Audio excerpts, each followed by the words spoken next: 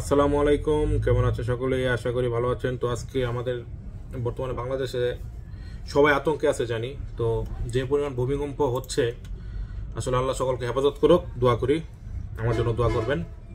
তো ভূমিকম্প হলে কিন্তু আমরা আসলে কি করব না করব মাথা কিন্তু আসলে কাজ করে না। তো আমাদের মনে রাখতে হবে, ভূমিকম্প যখন হয় আমাদের তখন শান্ত থাকতে হবে। তাড়াহুড়া করে কোনো কাজ করা যাবে না, এতে আরো দুর্ঘটনা বেশি হতে পারে। যদি বাসার ভিতরে কোনো টেবিল অথবা চেয়ার কিংবা খাট থাকে, এটার নিচে আশ্রয় নিতে পারবেন, এটা ভালো বুদ্ধি।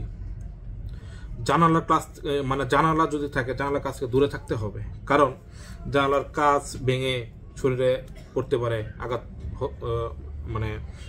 শরীরে আঘাত লাগতে পারে। কাজে জানালার কাছ থেকে দূরে থাকতে হবে। আর ভূমিকম্প হলে সাথে সাথে লিফট থেকে নামার চেষ্টা করবেন, সিঁড়ি দিয়ে নিচে নামার চেষ্টা করবেন যাদের ফ্ল্যাট বাসা বাড়ির গ্যাস ইলেকট্রিক লাইন সাথে সাথে বন্ধ করার চেষ্টা করবেন। আর মোবাইলে তখন মোবাইলটা দূরে রাখবেন, কারণ তখন মোবাইলে যদি আপনি ব্যস্ত থাকেন তাহলে আপনার হয়তোবা তখন ঝামেলা হতে পারে।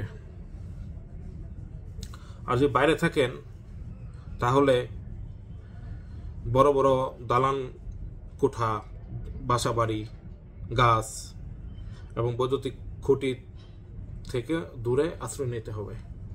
এই জিনিসগুলো আসলে মনে রাখতে হবে। তো আমরা আসলে বেশি তাড়াহুড়া না করে শান্ত থাকার চেষ্টা করব সবসময়।